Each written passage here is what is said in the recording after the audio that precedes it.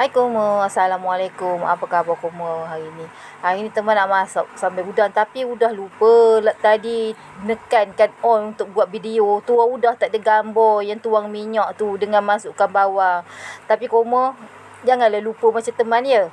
Mula-mula macam biasalah, kita masukkan bawang putih, bawang merah yang dah dimesin, kemudian cili yang dah mesin, kita tumis sehingga masak dan garing, pecah minyak tu lah macam tu.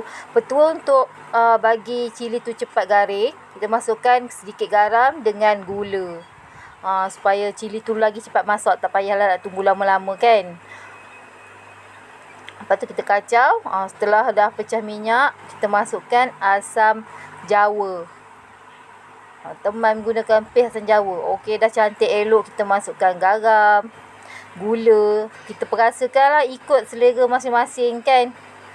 Tu dah elok. Kita masukkan serbuk perasa. Ini udang ni kita dah basuh dulu ya kamu. Kita dah cuci siap-siap. Tengok tu cilinya betul-betul masak dah garing dah.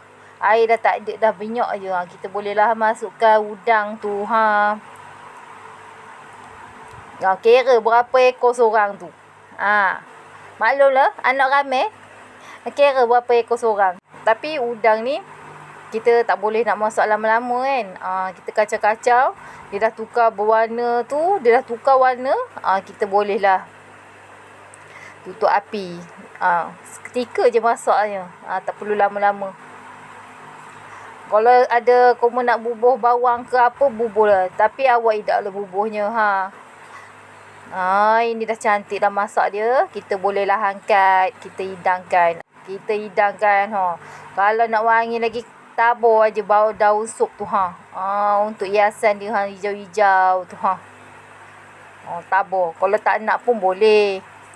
Sambal udang ni dimakan dengan apa? Nasi lemak. Sambal dah siap dah tuang, sambal nasi lemak. Ada timun, telur mata. Makan dengan nasi lemak memang